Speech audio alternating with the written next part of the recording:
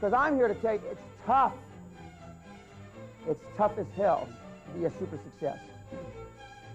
And anybody that tells you any different hasn't been there, hasn't done that. I personally made over 300 individual financial presentations all over the world looking for money. Another new rule, and we're going to talk about raising capital in a few minutes, but there is somebody, someplace in this world today that will finance every Rufus deal in this room. But it's your job to find them.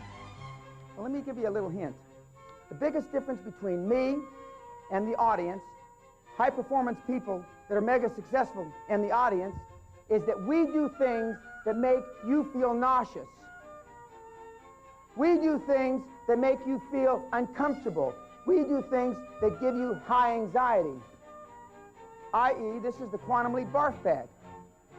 Normally, we have one on every seat, so you can carry in your purse or you can carry in your pocket like I do. Because whenever I start to get uncomfortable, I know that I'm making progress. Quantum Leap barf bag. We have these between a high-performance person and most everybody else, is that they have worked on making sure their emotional checkbook is never overdrawn. And you get that by having good self-esteem for yourself, working on your self-esteem, and helping others build their self-esteem. Because I've already said 2 or 3 times, the more self-esteem we give, the more that we will receive. Most unsophisticated business people, ladies and gentlemen, spend too much time planning. You Lotus 1, 2, 3 these things to death. Prior to founding Great Western Resources, Dan was chairman and co-founder of JPK Industries, an energy company. He also held the position of vice president at the investment banking firm Bear Stearns & Company. He was director of financial planning at Payne, Weber, Jackson & Curtis, president and CEO of Kennedy Industries Incorporated, president of his own consulting firm, OpUcomp, and serves as chairman of his personal holding company, Great Western Development Corporation. He is chairman of CanCaddy, founder and chairman of PHG Incorporated, chairman of Firo Resources, chairman of Success Development Incorporated, chairman of Property Tax Consultants Incorporated, and chairman of the Warner Company. Since leaving Wall Street, Pena has had successful negotiations with Credit Lyonnais, British Petroleum, Chemical Bank, Shell Oil, Mid-Atlantic Bank, Chevron, Bank of Scotland, Hunt Oil, Credit Suisse, Citicorp, Texaco, Union Bank, Fidelity, Barclays Bank, Prudential, Onassa Shipping Lines, S.G. Warburg, Bank of America, Security Pacific, Bank One, Home Savings, Coopers & Lybrand, Ernst & Young, and Deloitte Haskins & Sells, and many more. He has also had successful negotiations with the United States, Israeli, Kuwaiti, Yemen, Chilean, Mexican, Indonesian, Philippine, Japanese, and the Netherlands governments. In addition, he has successfully transacted business with the Church of England and the Bank of England. He has also been a financial advisor to the Vatican. Pena has been featured on the television program Making It, Minority Success Stories, CBS News, and the prestigious British Broadcasting Company, among others. He has received the Latin Business Association Outstanding Business Owner Award and the John Regan Award for Excellence by the Center for Entrepreneurial Management. He was appointed to the United States Presidential Roundtable Senatorial Committee and to the Executive Committee of the Alliance for a Safer Los Angeles. He is currently a member of the Trust Fund Board and the Foundation Board of California State University, Northridge, where he graduated with a Bachelor of Science degree in Business Administration while on the Dean's List while carrying 23 units. He has been featured in many domestic publications, including a Pulitzer Prize-winning article in the Los Angeles Times, Entrepreneur Magazine, the National Law Journal, Robb Report, and Hispanic Business. He has also been featured in dozens of United Kingdom publications, including the Financial Times. Dan didn't always have financial security. He grew up in Los Angeles with his mother and his father, who was a policeman who at one time worked 2 extra jobs to make ends meet. He didn't do well in high school, he dropped out of college, and volunteered for the draft. Dan entered the Army as a private and left as an officer. While in the service, he gained a real sense of responsibility when he was put not only in charge of himself, but of the people who served under him. This was a turning point in Dan's life. After the service, he returned to college with a vengeance and graduated in half the time it would have normally taken. He decided to turn his life around.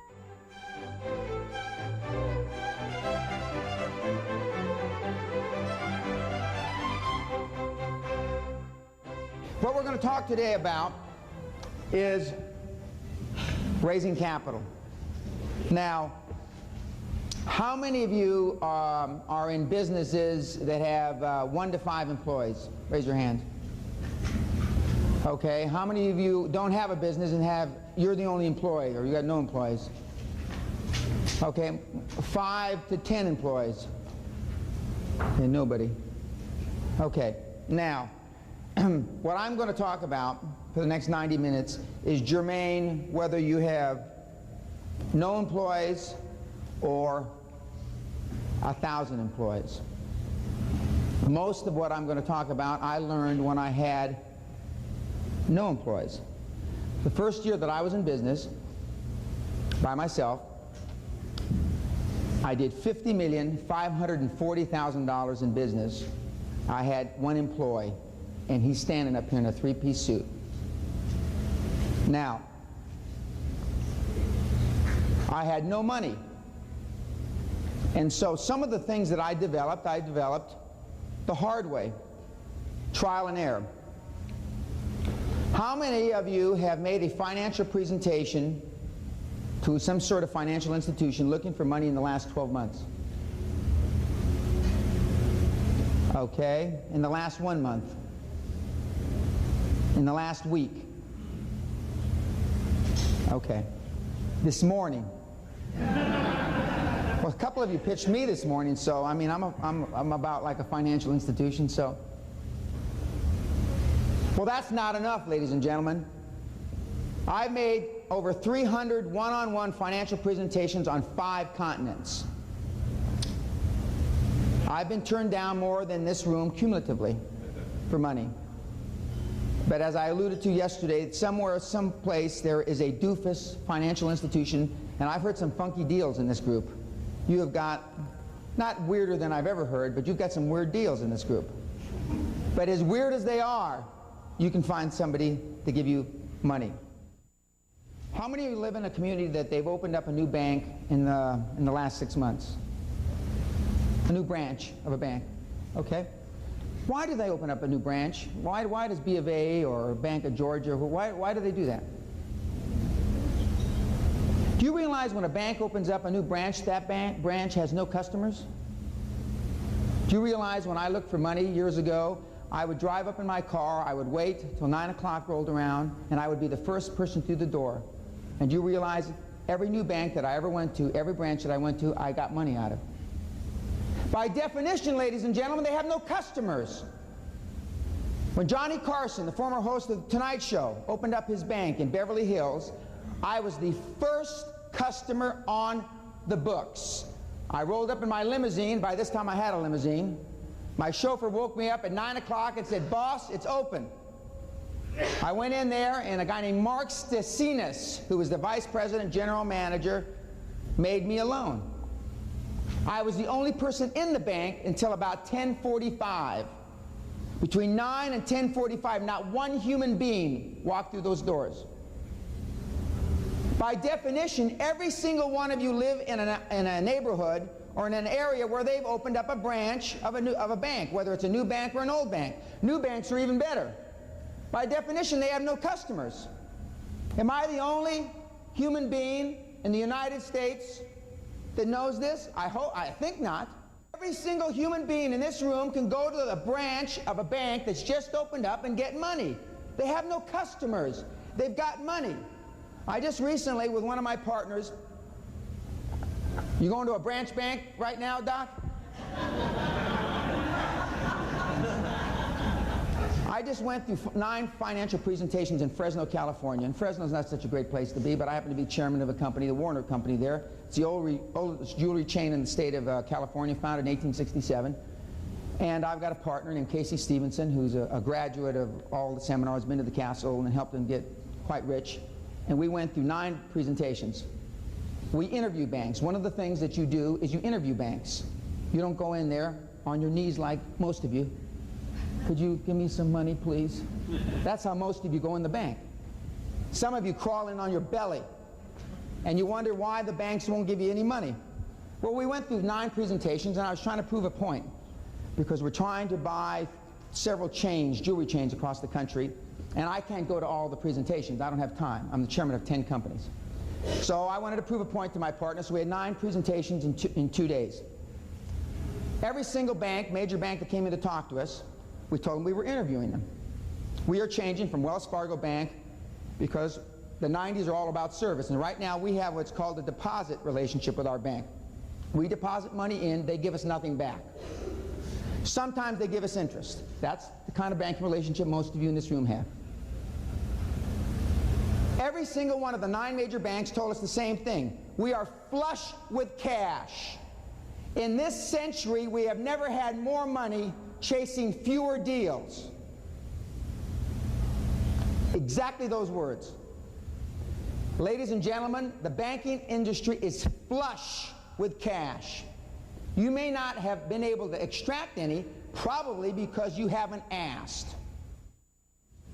If you are not making at least 2 financial presentations a week, you are pissing into a hurricane. Not the wind, a hurricane. 2, I talk to 2 or 3 bankers a week, whether I need to or not, just to keep in practice. Okay. Second thing, if you are asking money for a project that you need today, you are wasting your time. You interview banks for future financial representation, not today. There's 4 or 5 of you that have talked to me that you need money like you need blood in your veins.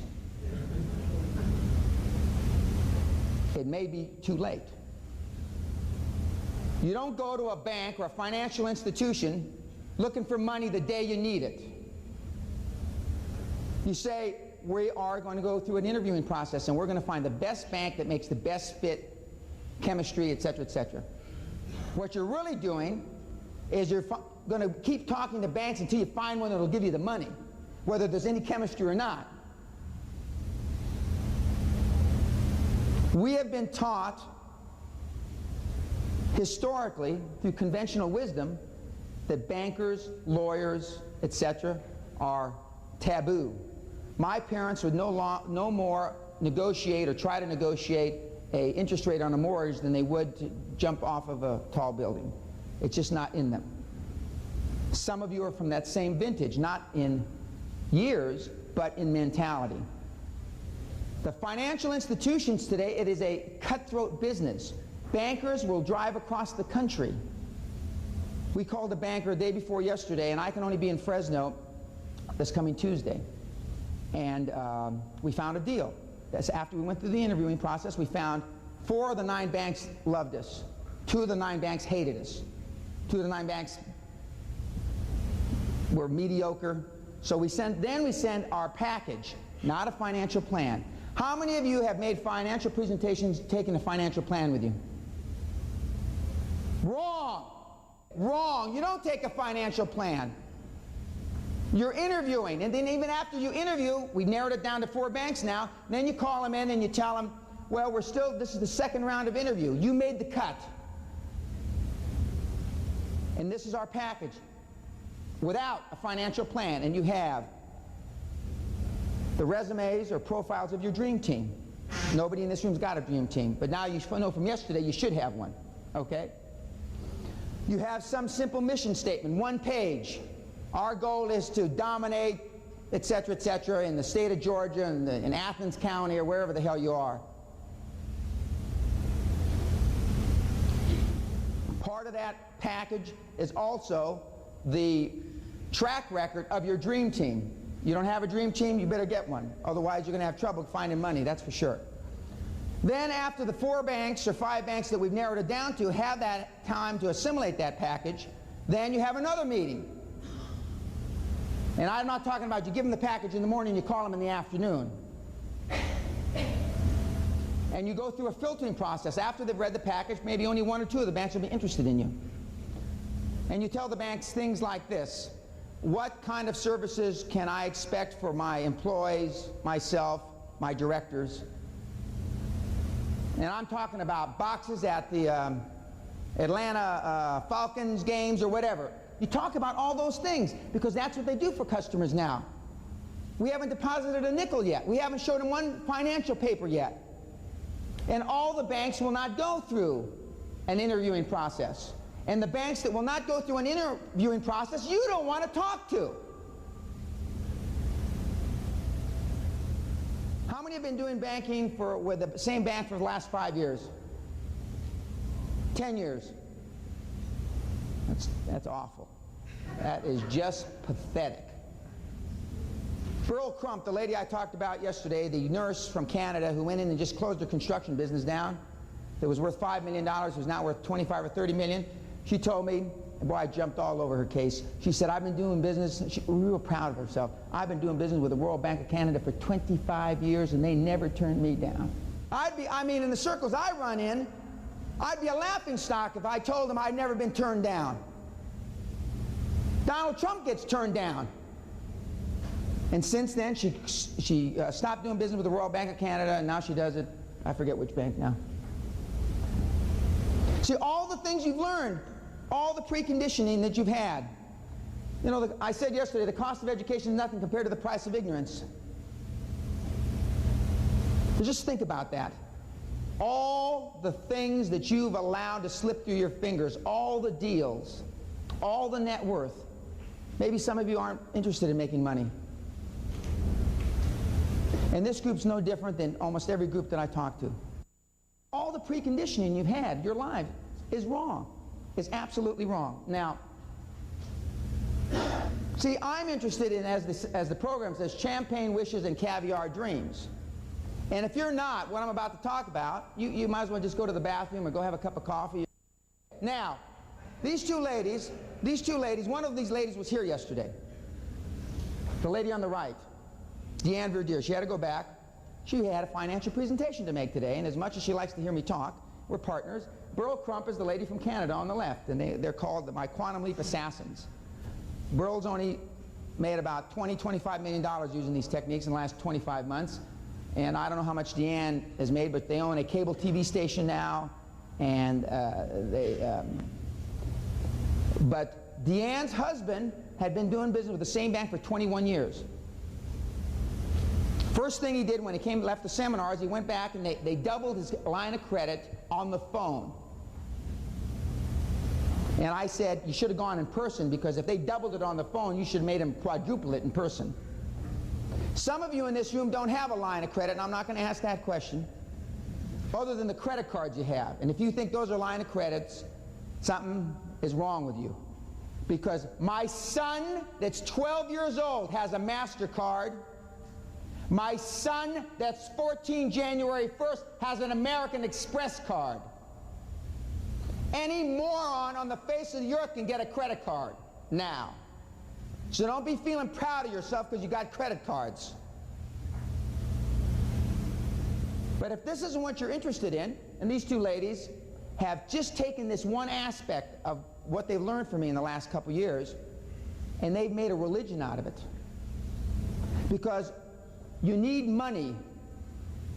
Unless you're quick turning houses on the no finance method that Ron uses, and I would suggest that you start thinking about fishing with nets instead of lines. And I was asked last night and again this morning, some of you don't understand what I mean to fish with nets instead of lines. So I'm gonna give you a real graphic example. Now we all know, some of you are fishing with a line with no hook. Some of you even got a hook on it. Some of you got even treble hooks and more than one hook. But not many of you got any bait on the hooks. And I know maybe you're fly fishermen, or the deal, and you don't need bait. What I'm talking about is we're setting up a net across the river. And we're not letting any fish through. We're scooping every son of a gun out. For example, some of you buy houses one at a time. One of the most successful guys, or the most successful guy of the LeGrand real estate deal that I talked to a year ago in Orlando, he made 20, 30, 40, 50 offers a week. Most of you are afraid, if that's what you do, to make 20, 30, 40, 50 offers a week, because you may get them accepted. And then what are you going to do? I asked him, is there any reason you couldn't make 200 offers a week? He said, well, I'd have to get some more employees, but probably not. Some of you have never made an offer on a house. Some of you have attended these seminars and will continue to attend the seminars and continue to buy the products, and you never understand the products well enough to accept the fact that you've got to go out and take action. You can go to the seminars from now until you die, until maggots are eating your eyes out. And unless you take action, history with me doing these seminars is 21 days. Actually, it's 21 hours. If you don't do something 21 hours from today, in other words, within the first day, you're never going to do anything. Never. These two ladies have changed the way they live. Maybe that's not important to some of you. That's Deanne Verdier before she started calling on financial institutions. That's a little piece of crap Mayada. This is Deanne Verdier now. That's her new home, her mansion, and that's her, whatever, that 100 grand or whatever that Mercedes costs. And on the license plate of this Mercedes says Quantum Leap. And then I borrowed it in my Rolls now. I have Quantum Leap. QTM LEP. Or LEAP, excuse me. Now, this is before she came to Georgia, or when she lived in Georgia. She looked happy. Happy and poor. Wait a minute, see? She looked happy and poor there. And then she started calling on banks. Looks kind of sultry in there, doesn't she? Be all right. I can live that way. So just think about when we go through these. You too. I'm sorry that she couldn't stay. Now, if you think that you're going to learn how to raise money by buying stuff like this, this is another for $69. And I think that's from Entrepreneur Magazine, I think. I have got a bridge to sell you in London. First of all, the people that write these courses on this have never raised any money. I've raised over $1 billion when you couldn't raise money. So what I'm about to talk about works. I raised it in the energy industry when oil went from $40 a barrel to $8 a barrel. You couldn't borrow money then. You think banks wanted to finance energy deals? You were nuts. But that's why I went to Australia, I went to Santiago, Chile, I went to Buenos Aires, I went to Hong Kong, I went to Tokyo, and you're saying, I don't have money to do that, Dan. I didn't either.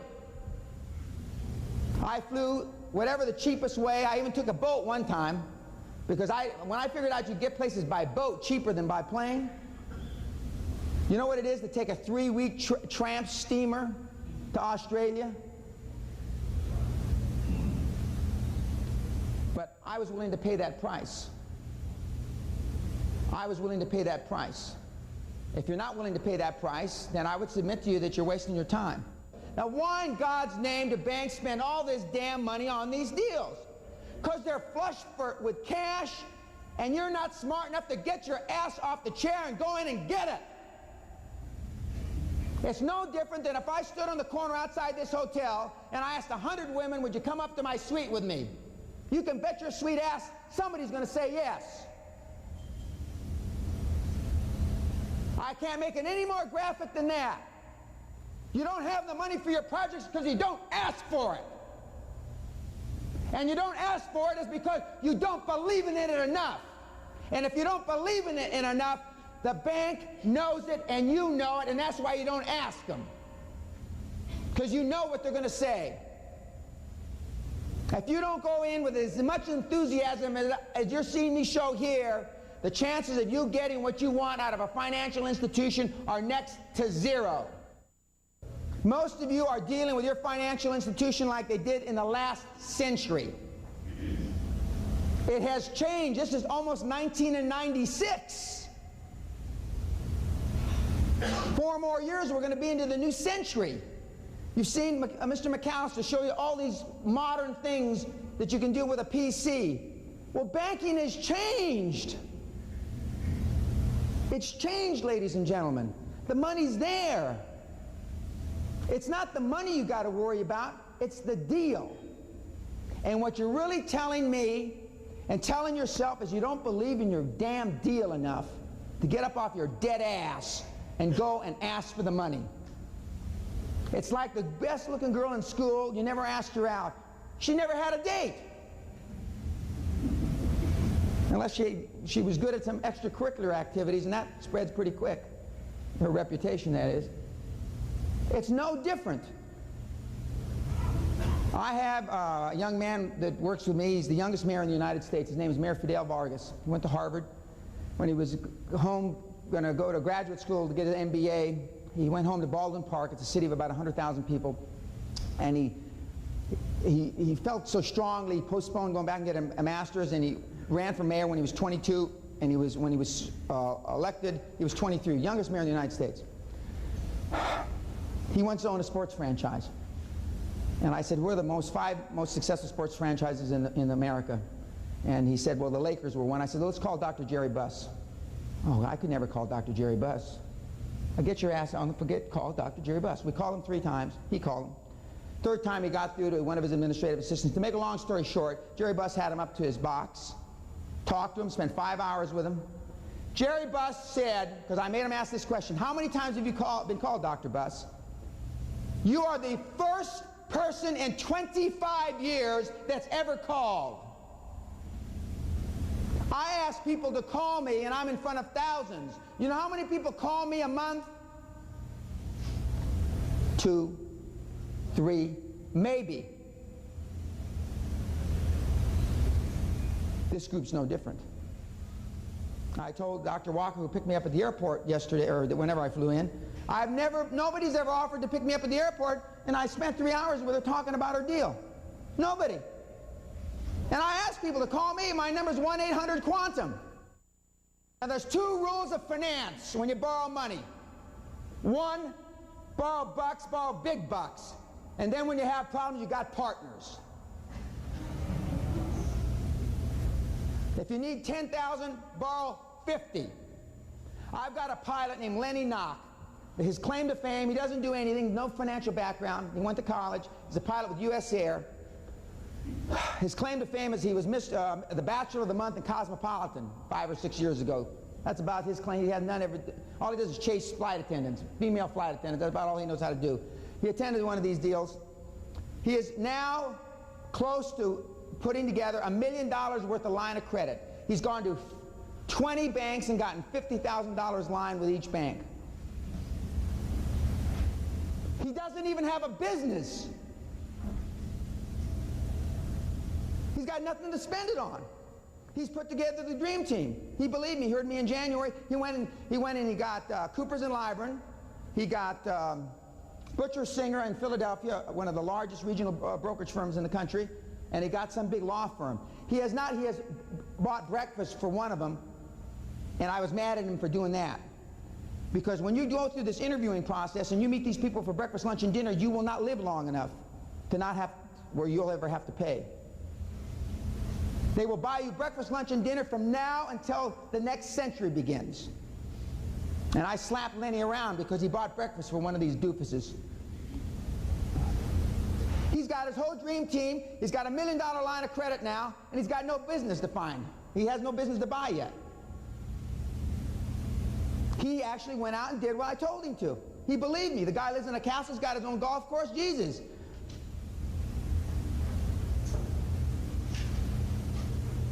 And if 1 or 3 or even 5 over prime makes a difference in your deal, the deal's too tight. There's no margin for error, and there'll be errors. If your deal doesn't pencil out, or the difference between 3 over prime and 5 over prime kills your deal, throw your deal in the trash can. Because there are going to be errors, there are going to be mistakes. You plan, God laughs. Man plans, God laughs. Well, my deal's got 17% cash on cash, Dan. The bank knows if your deal's only got 17% cash on cash, it's not going to float. Why do you think they all want additional secondary source of payment, collateral, etc., etc.? Because they know your numbers aren't worth a damn. That's why. I've never seen a set of numbers that were right in 25 years. So yours aren't going to be the first. I said this yesterday. If your deal is so tight that that makes a difference, your deal's no damn good. But instead, you'll try to fix it. Well, I'll make it better, Dan. instead of turning the key even on a concept.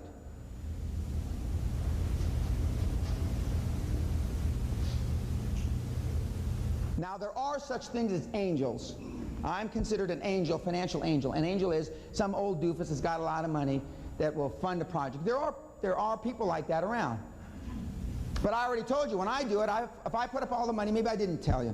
Yesterday somebody says, well, how do you do business? At the dinner last night, which was very interesting, they had some hard questions there. They had some reasonably bright people at the dinner. I was stunned. I was stunned. I was impressed. When I put up all the money as an angel, I take 85 or 95% of the deal, and I give the founder, the boss, the CEO, the chairman, 1 year to prove himself that I shouldn't throw him out on his ass. I'll say that a little slower because I can tell it didn't register with anybody. If I put up all the money, I take 85 to 95% of the deal. And I have done that before. And then I give them a year to determine whether they can really manage, because most people can't manage. They think they can. I'm not a day-to-day manager because I learned a long, long time ago I can't manage day-to-day. I'm a concept guy. Okay, so there are people like this. The angels to people in this room are, they try to get the money from their mother-in-law, father-in-law, relatives, etc., etc. There's a project in here that has 80 investors in it, and they've raised over $5 million over the last 5 years, which is an average of about $60,000 an investor. And some of those may have been forms of angels. But most of you, I would submit to you, are not going to find financial angels. And why aren't you going to find financial angels, ladies and gentlemen? That's exactly because you don't ask. You just don't. And why don't you ask? Because you don't believe in the deal enough. Or because you don't want it badly enough. Bank mergers give states a chance to get funding pledges for small businesses. Another opportunity. When you see two banks merge, normally they have changed their whole lending philosophy to adopt either the bank A's or bank B's. That is a grandiose opportunity for people like you to go in and get funding. Recently there was a merger of two women banks in Southern California. I told the ladies that I happened to be talking to that week, ladies, how many? I was in front of a group of women, and if you can imagine this, National Association of Women Business Owners, NABO, has been sponsor for my seminars. It's hard to believe because I'm just not a NABO kind of guy, you wouldn't think. But I told them the truth. I didn't tell them what they wanted to hear. And they wanted to know how to raise money, so they brought me in, and I told them. When banks merge, it's a tremendous opportunity. You can read in the Wall Street Journal, or what paper do they have in Atlanta? Atlanta? Constitution, okay. It's a tremendous opportunity. Just like when new bank branches open. And it's even better when a bank comes into town that's new, that hasn't been there. God almighty, you ought to sleep over with a tent out in front of their door. Two private equity funds formed to focus on lending to small businesses in the state. How many read the paper here every morning? That's where I get these things. They're not always out of the Wall Street Journal. Sometimes they're out of local papers. I mean, you ought to be, when you see this, you ought to be calling these people up. I still call them up. And if I still call them up, God almighty, what should you be doing?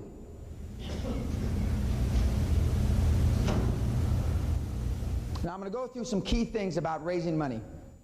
My partners that I'm in business with right now, they practice financial presentations. Then I play the banker, even if I'm on the phone, and I listen, okay, and I ask hard questions. You will think of all the questions that a banker would ask you. They're pretty simple. But if you practice them, I used to practice asking out a girl on my first date. I went to my 30-year high school reunion 3 years ago, and I sat next to this girl, and she looked like my grandmother. Years had not been kind to her. And I told my wife, I said, to think I used to practice in front of a mirror to ask her out. But I practice. I still practice. I practice these presentations. You're not good at it because you don't practice it. Why do professional athletes practice, practice, practice? Why do Olympic athletes practice, practice, practice? Why? To get better, obviously. I've given 300 one-on-one financial presentations on 5 continents, and I still practice. I'm good at it. And when they say, no, I'm stunned, this is a travesty, Mr. Jones of Bank of America. You have shareholders, a board of directors that you've got to report to allow a loan of this caliber to slip through your fingers. My partners, when sitting at these tables that I've been at over the years, they can't even hardly keep a straight face because I say the same thing to all of them. How can you say that crap to them? Well, I believe it. God, and see? And guess what? I get the money. I get the money. So I role play. And you know your deal's good if a financial institution says to you, well, we'd like an equity kicker. By equity kicker, I mean a piece of the action, exactly. Then you know you got a hot deal. Most people in this room probably have never heard those words from a bank, financial institution, and I'm sorry to tell you that's probably because your deals aren't hot. That's not to say that you can't make your deal hot. It's very seldom. Last night at dinner, I was asked at the end of the day, how do we finance it? How do we get to the people to finance our deals? And there were two really esoteric, funky kind of deals. And I think I gave the right answer. I know I gave the right answer to both of the gentlemen that asked me. And they had been to a lot of financial institutions. One group in 5 years had made 20 presentations, only 20 presentations, to major financial institutions in 5 years. I would have made 20 in a month or two. And there's no doubt if they follow my recommendations that I made last night that they'll get the money that they need, their deal. And it's a funky deal. They've already gotten $5 million from some sort of financial angel, so I mean, somebody believes in the project.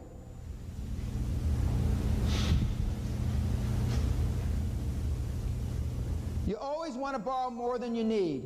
Always, always, always. Why, Dan? If they're asking intellectually for me to be honest, how can I tell the bank or the financial institution that I want more?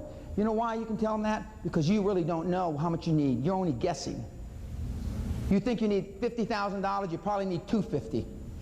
You think you only need $1 million, you probably need $3 million. So you're not doing something intellectually wrong by asking for more money than you think you need. For those of you that have that cross to bear. Financial estimates are a guess, a wild-ass guess at best. How many have ever made a no, I'm not even going to ask that. The U.S. is not the only financial playground in the world. It just isn't. For those of you that haven't looked in other markets that have projects that warrant it, and how does a project warrant going to the UK for money, or going to Mexico for money, or going for Canada? If nobody in the United States won't loan you money, then it warrants you go someplace else. It's that simple.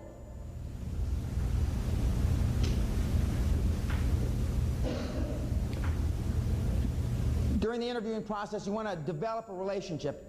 And how many deal with banks today that are what I call pool lending, where the lending decision is made at some regional place? Do you know? Okay, nobody knows. You want a banker that can make the decision himself. One of the first questions I ask in the interview is, what is the lending limit of your banking institution? When you ask that question, you will separate yourself from 99.999% of the people he's ever talked to. I've heard bankers tell me, I've never been asked that question in my entire career. What is the lending limit of your miserable, scrawny bank? Then when he starts stuttering and he starts salivating, then you say, secured and unsecured limit. Second question, what is your lending limit, you doofus banker? You, Mr. Jones, how much can you sign off on by yourself without asking your mommy or your superior? And guess what? If he's got a $50,000 limit, then you're asking for $48,000. If his limit's $25,000, you're asking for $24,950. This is pretty heady stuff. This is pretty hard. And if he can't make a credit decision, then you don't want to talk to this doofus anymore. You want to talk to the man, as they say. And if it's a committee of two, then you want both of them present. If it's more than a committee of two, you want to go to another bank. At all costs, you want the lending decision on a local basis. because your deals aren't good enough to compete. I don't borrow money from B of A anymore because every 60, 80, 90 branches has one regional center. And I got to compete for money. And I don't like competing for money. Because banking, at the end of the day, is a personal relationship. If my chemistry is good with you, and it's not good with you, one, I probably won't get the loan, and two, when we have a problem, because she believes me more than him, she's going to cut me some slack. That's the way life is.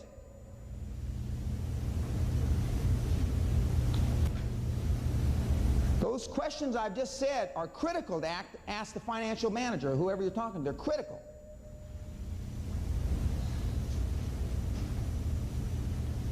I've already said you don't go in with a business plan. In 25 years, ladies and gentlemen, I have never written a business plan. 25 years. Never.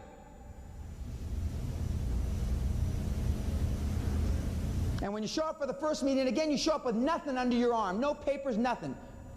And you go, and this should be obvious, you dress like your Brooks Brothers. I don't care. Well, down here in Decatur, don't be showing up with cowboy boots and funky golf shirts.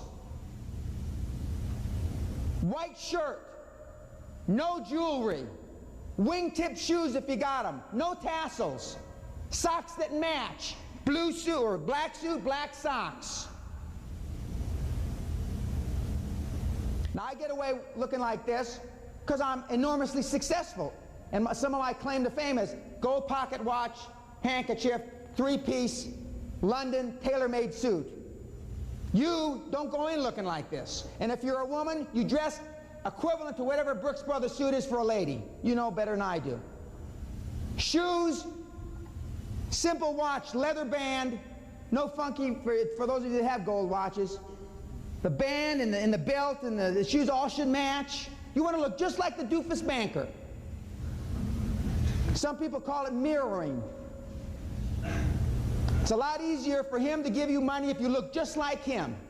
Bankers will be more inclined to lend you money if you have a track record. Most of you don't. How do you get an instant track record? I've already alluded to it yesterday.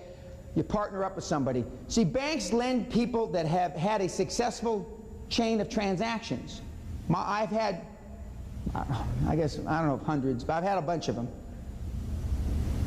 The job that you need to get done is you've got to get past the first transaction. And even if you have to give a big chunk of the equity away to somebody else who's got a track record, doesn't matter, because then you can use that track record going on to the second deal, the third deal, the fifth deal, etc., etc.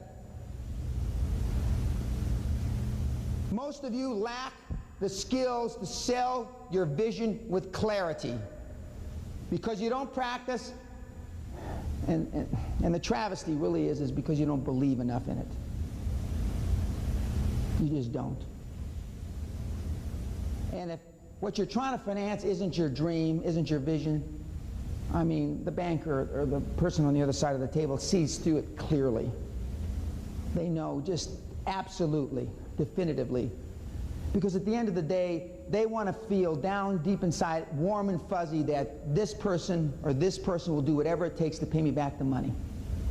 And if you don't believe with all your heart, then you're not going to, you know, go that extra mile. That's what they want to believe. And most of you don't believe passionately in what you're doing. And that's why it's very easy for me to say you ought to turn the damn key. Just walk away. And look for something that you can passionately believe in. Is that so difficult? You want to position yourself, and I already talked about this yesterday, audited financials, probably hardly anybody in the room's got them. If you had audited financials, you doubled your opportunity to borrow money. And if you have audited financials from Big Six, you increase it another 25%. It's that simple. In a small town, you want the other banker to know that you're seeing the other banker. In Graham, Texas, I'd go to lunch at the club where everybody went on Tuesday and Thursday because I knew that Tuesday was Rotary, Thursday was Kiwanis, and I knew the doofuses either belonged to one or the other, so I'd be sitting there with the other banker from across town. You can do the same thing in big cities. The secured lender is the financial Bible for financial institutions. I would definitely suggest to you that you should subscribe to it. Every funky bank, financial institution in America is listed.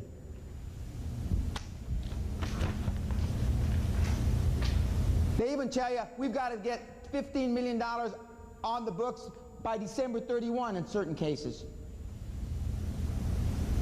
These are the kinds of things that we go through definitively at the Raising Capital seminar. But start looking in the backs of the Wall Street Journal or the local papers. There's people that are trying to lend money.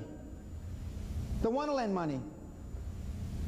IRA accounts are great sources for funding, for real estate deals especially, to the extent that you're doing real estate.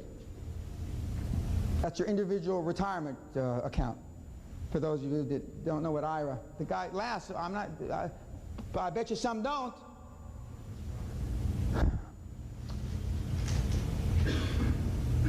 Virtually everybody in this room will have to put their personal guarantee. If you aren't willing to put your personal guarantee on a transaction, then don't waste your time going to banks. I hear people all the time saying, I'm not going to sign on this deal. If this deal can't carry itself, then the hell with it. But you're really saying the hell with you. Everybody in this room, unless we got some sleepers here I haven't met, is going to have to put everything they own on the line vis-a-vis collateral. There's probably not a deal in the room that can stand on its own here. I haven't heard one yet anyway. If you got any sleepers, make sure you see me before I leave.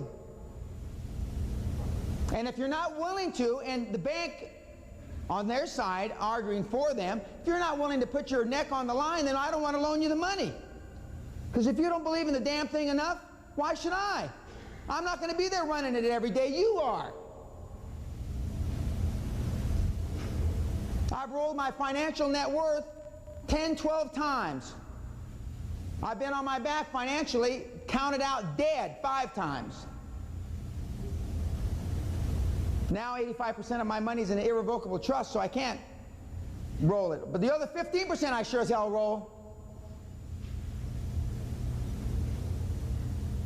There are red flags in deals that banks look for. 1,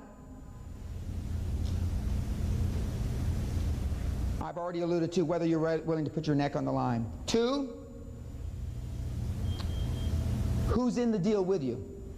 If it's your brother-in-law, your mother-in-law, etc., and there's no outside family interest, that can be a red flag, because the bank then feels the only way you got the initial money to begin with is because you sold your father-in-law.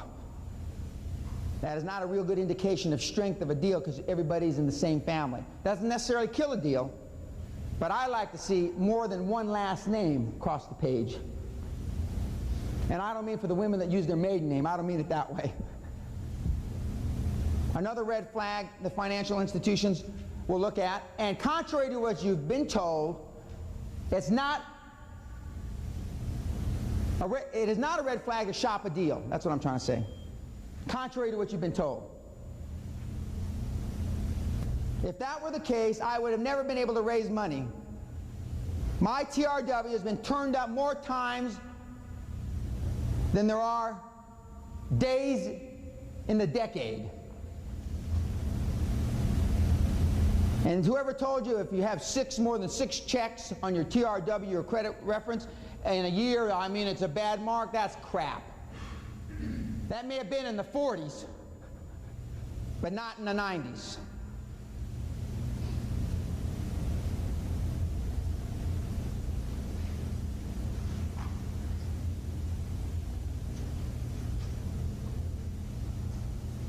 Now, I put down evaluation of business plan because even though I tell you you don't need a business plan, everybody in the room is probably going to use one anyway. Because you don't believe me. So if you do, you can have a business plan made up in between 3 and 10 minutes. All you have to go is there's 50,000 software packages. You just go out there and plug in the numbers, and it zips out all the boilerplate junk, and you got a business plan. Now, My recommendation, and when I say that, it really means morons, please, God, listen to me. You ask the financial institution, the banker that you're talking to, do you think you could give me a copy of a proposal that has been passed through and okayed by the bank, and you can redact? Redact means blacken out the names. And you know what? They'll say yes. And they'll give you a business plan that actually worked. Then you don't even have to write one yourself. And they'll give it to you because they'll be proud of oh yeah, this is a deal that I got through and everybody said I couldn't get it through. And then they'll give it to you. And at least half the time they won't even blacken the guy's name off, which is awful because they've got laws against that. And then you can call the guy, go to see him, and say, hey, where did you have a problem with this deal? And then he'll be proud as hell because it got through. He won't even be pissed off because the bank gave his name. How simple can I make it? You know what? Because you want me to go there and get you the money. See, that's what most of you are thinking. Gee, if Dan was, you don't need me because you pay through up the nose when I'm in the deal.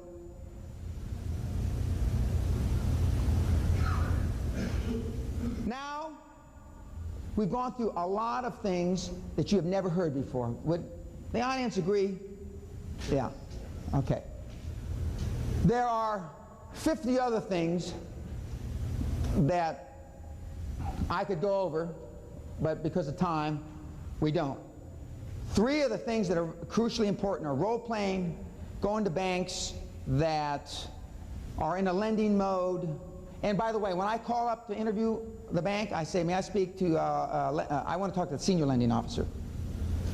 And you get them on, this is, now I have assistants that do this now, but when I used to do it, yeah, this is Dan Pena. Is your bank in the lending mode? I ask them flat out. I don't want to go down there and waste my time and find out the FDIC is closing them down next week.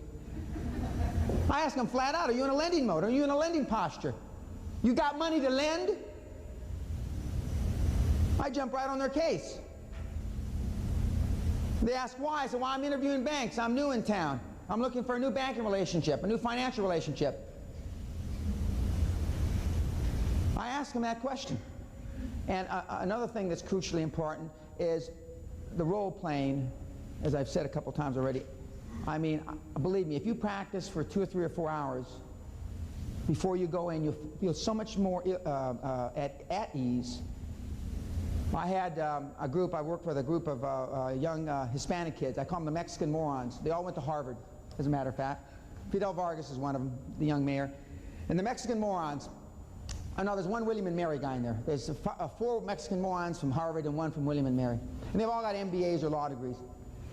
And we had them role play a deal. They were going to go in against a big insurance company.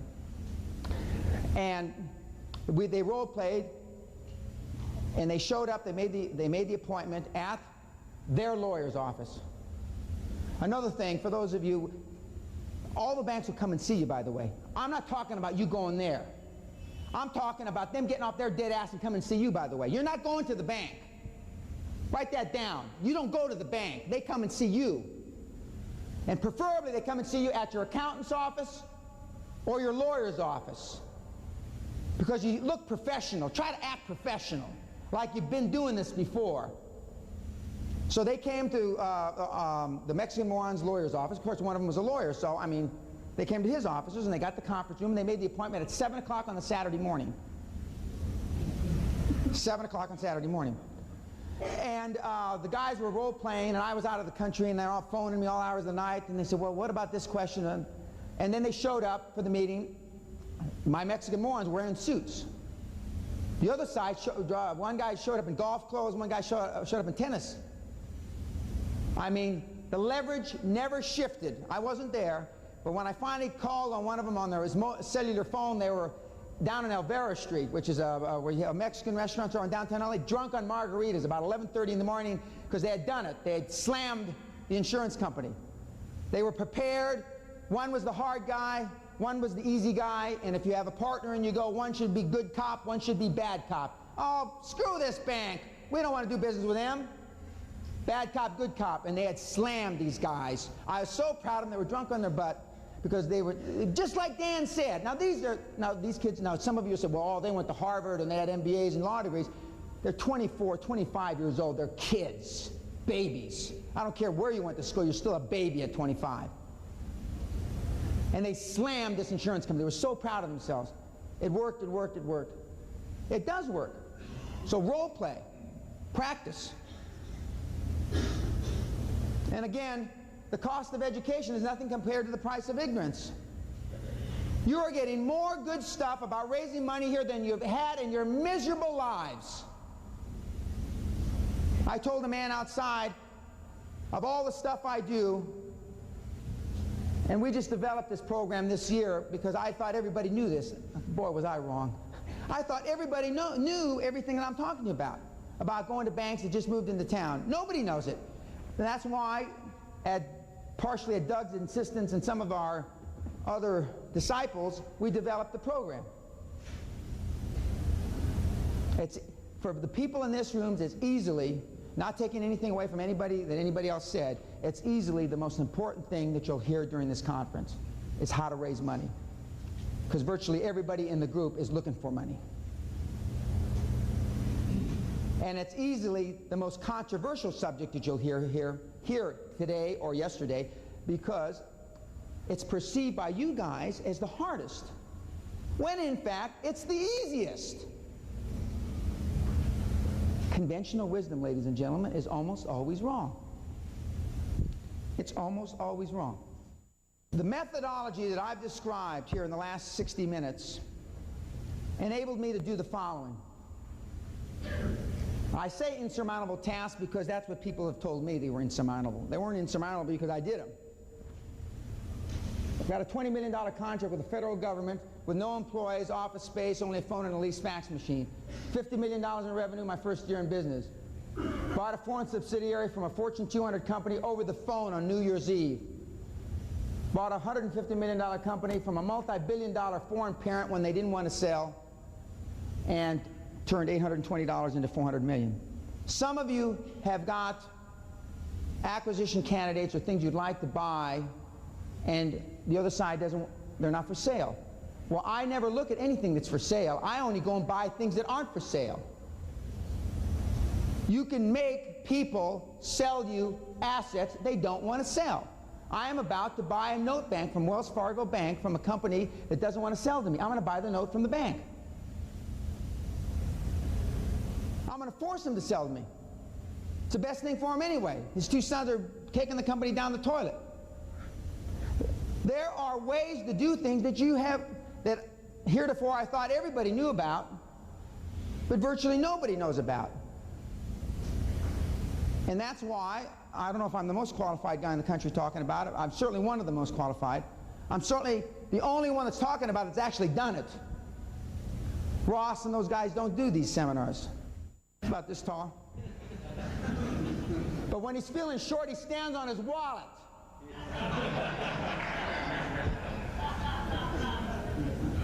He's a good guy. He's a good guy. Smart guy. Tough, tough businessman. Tough, tough. He still practices. Maybe you wouldn't think it looking at when he's on TV, but you ought to see him if he doesn't practice. But I mean, if Ross Perot practices, why wouldn't you want to practice?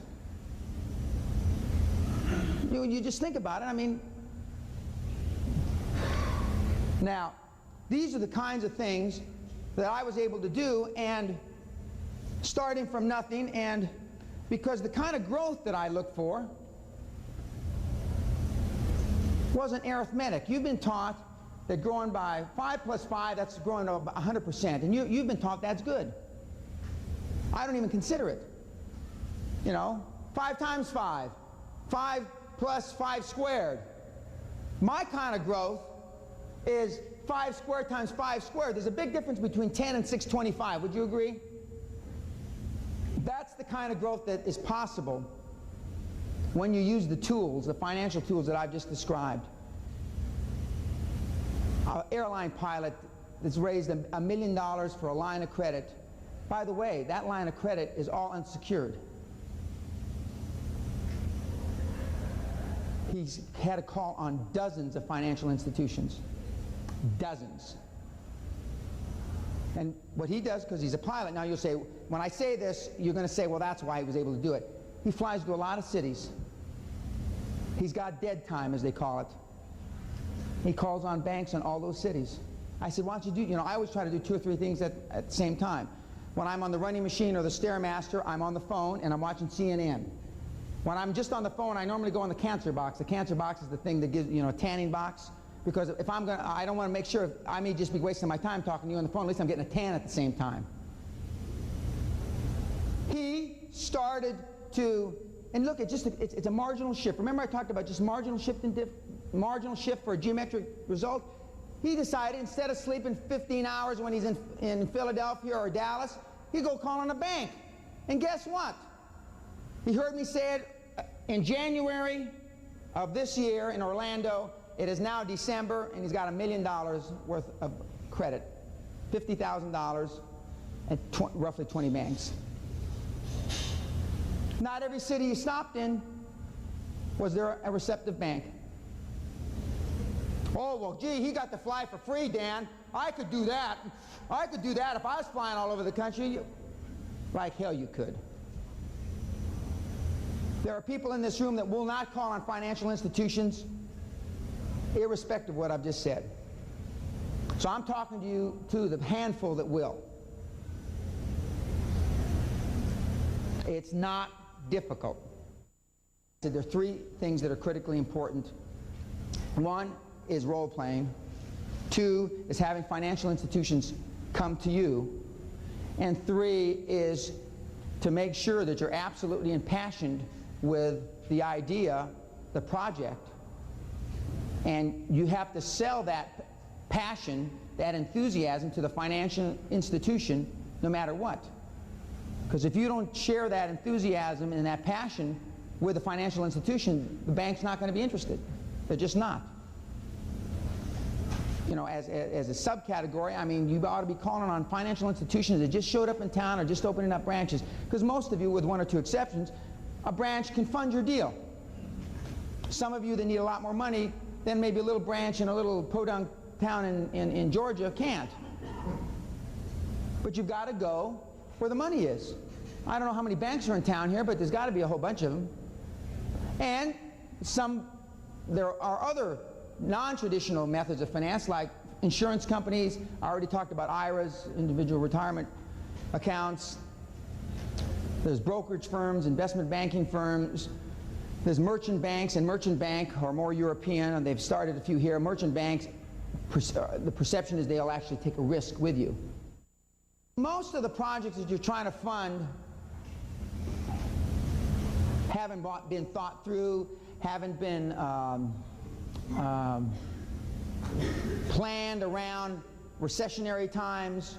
I mean, all your projections and all, to the extent that you've got business plans, are all postulated on everything's rosy, nothing's going to go wrong, and everybody be happy, and the check's in the mail, and the IRS is here to help you. And that's not what the bank wants to hear. The bank wants to hear that no matter what happens to the project, you're going to pay. I am proud to tell any banker I have never ever stiffed a bank on principle. I haven't always given them the money when they wanted it, and I tell all the guys this. I say principle, I never say interest, because there have been times in my career where there wasn't any interest to give the bank. There's not a banker in America that wouldn't kiss my backside to have a guy that's always paid his principal back. So, I mean, it goes without saying that, I mean, the deal's got to be financially viable.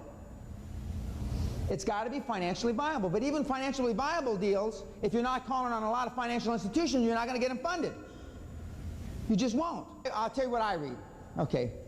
I read Fortune, Forbes, Wall Street Journal, LA Times, the Financial Times in London, The Economist, which is a magazine, Unsecured Lender. There's a National Association of Secured Lenders, which I would get on their mailing list. There is a... I read in the back of newspapers where they, where it says business opportunities and stuff like that. I look through those all the time to see for lending opportunities. There are people in there that say they've got $10 million to lend. Prime plus one. I mean, there's people in there, I've seen them as high as got $1 billion to lend. I call, or have called, virtually every bank these ads that I've just shown. I have somebody call, or I call. I want to know if new lending policies. One of the things I just found out going through these 9 presentations I just made, I never used to go to the SBA because the SBA was a pain in the neck. And in recent years, I got too much money, they'll never lend me any money anyway, and you have to fill out paperwork this thick. Now, it's 1 page, 2 sides, SBA now. 1 page, 2 sides. Pardon? SBA, yeah. And so now I've told people, and I've sent some people to the SBA in recent months because they've changed their policies. Although you read in the newspapers, like the SBA writes off billions of dollars like I, brush my teeth because of bad loans. Because of bad loans. But why would you think the government would be involved in anything other than bad loans when you think about it? I mean, well, it shouldn't be such a revelation. I would also, each state has their own banking association. I would get on the mailing list, the Georgia State Bankers Association. And more than anything, you want to be able to show the bank will treat you better if they think you're more sophisticated. The bank will treat you better when, if you come in like a doofus moron, they're going to treat you like a doofus moron. And you become more sophisticated with financial institutions by talking to a lot of them. I get letters or voicemails. Well, I went into the bank and they asked me for a business plan, and I sent them back, how many banks did you call on? 1. Whenever I get questions like this, I know they called in the first bank they went to, the guy wanted a business plan, so they didn't call in anymore until they called me. Didn't work the first time. I would submit to you make 4 or 5 appointments a day. Oh, another thing. You don't want to you want these meetings to be 30, 45 minutes max. You don't have all day. See, most of you do have all day. You sit there and beg all day for money. You're like a dog for the soup bone. 30, 45 minutes. And you let them understand that you're going, And what I like to do is I like to stack them up in the foyer. I run behind. Try to run 10, 15 minutes behind so one banker sees the other banker coming in.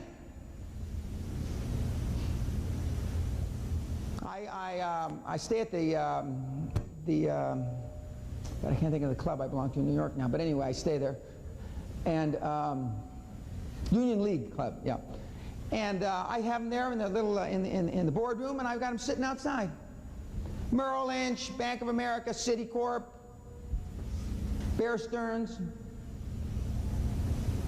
Now, admittedly, it's easier for me. There's no question about that. I'm not trying to mislead you. But it's not impossible for you.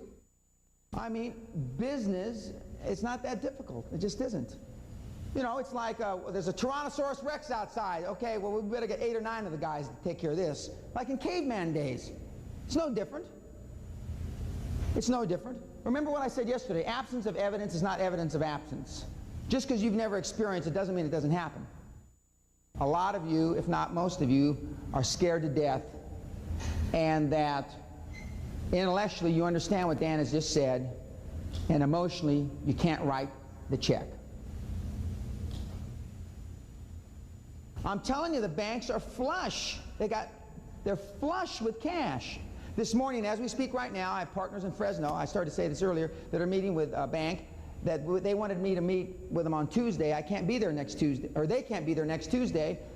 And they said, well, can we meet tomorrow, which is today? And they said, well, Mr. Pena won't be here. I said, well, we already met Pena because we've already taken him through the interviewing process.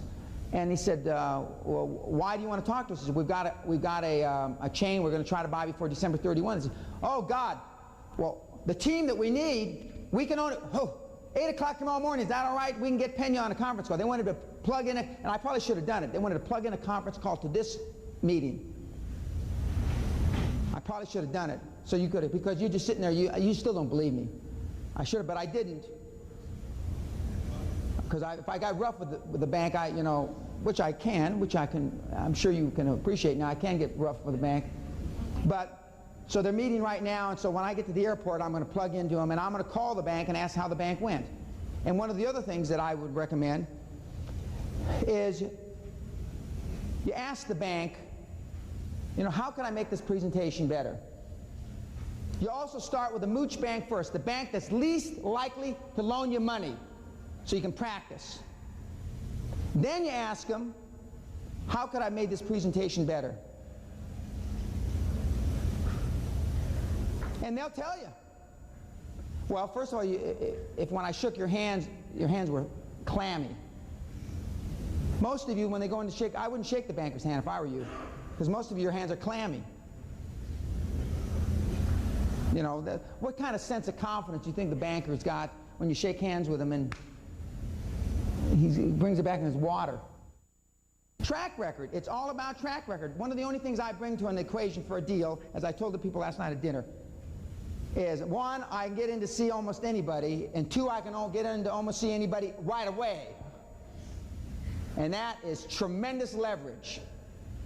Like I told somebody at dinner, some of my partners, I've got a 25 or 25-year-old Cornell graduate who's a partner of mine, and she was calling up the big 6 just like I told her to, and they were giving her a hard time, and I had to kind of cut to the chase, so I called the regional partner, Coopers & Lybrand, and Coopers & Lybrand had 2 partners and an associate there in 36 hours. And so we kind of cut to the chase.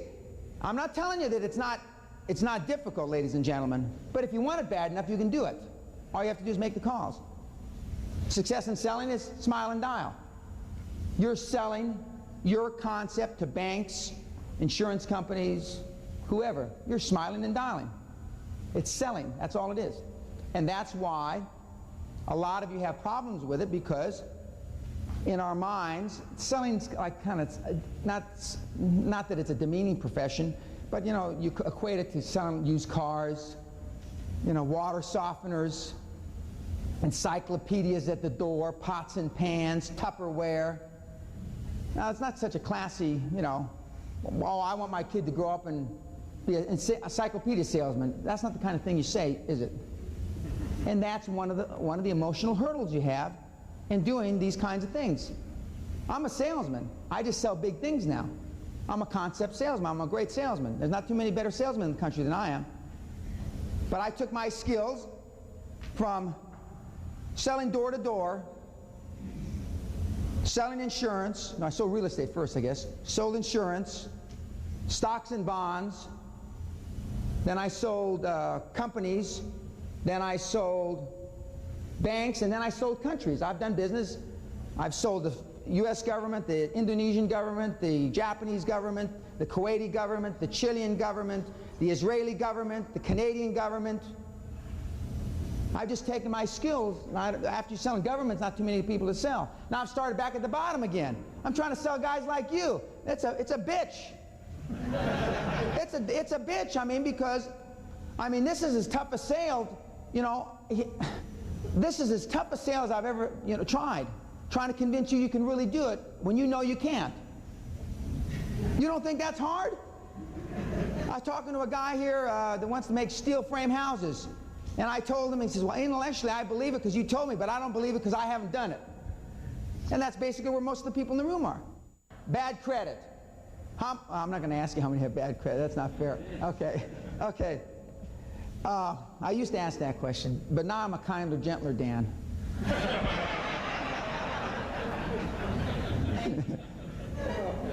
Okay. Bad credit. Then it's imperative that you partner up in joint venture with somebody that doesn't have bad credit. You're going to have to give part of the profit away, but that's all right. After you've done a deal or two with a joint venture credit as your lever or leverage, then you can go back and you can do them on your own again. It's imperative that you partner up with somebody, bad credit. Although there are financial institutions, not in this country, that won't matter that you have bad credit. I mean, there are. I mean, you can borrow money in South Africa now. I don't care. No credit, bad credit. As long as you can walk and breathe. But I mean, not many of you will go to South Africa.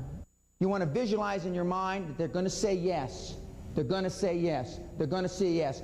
You, in your presentation, well, when the bank accepts this, and when we start funding it, and you want to presuppose the positive all the way through the presentation. You want to use the words like in selling insurance or selling, I mean, you want them to start getting their head nodding yes, yes. So your presentation should be based upon things that they can say yes. You're in a lending mode, aren't you? Yeah, yeah, okay. You've made loans like this before. Yeah, yeah, okay. You have the authority. Yeah, yeah, okay, I already told you I've got a $50,000 limit. You're only asking for $49.99, you know. Yeah, okay. You're comfortable with this loan. We've gone through, yeah, I see no problem. You want them to start saying yes as many times in the presentation. That's why you ask them for their business plan that they had approved prior, because they're feeling proud. They're puffed up like a show dog. You can do this. You can, if you have a dream and it's that clear in your mind, you can get money from any financial institution in this land. If your dream isn't that clear in your mind, you're going to have trouble. If you can't clarify your dream that clear in your mind, then you're trying to finance the wrong thing. And the bank will know it. If this is not a full-time job for you, furthering your dream along, then it's the wrong project. I've done this a lot of times. I've been in front of a lot of audiences, and I've seen a lot of successful people raise a lot of money. But they've always had something, maybe not a castle with a big manicured estate like I have, but it's got to be something like it. It may be a bigger house, maybe a college education for your kid, it may be something. But if it's not crystal clear in your mind, then it's not going to happen. And if it is, though, it will happen and you'll raise a lot of money. Thank you very much.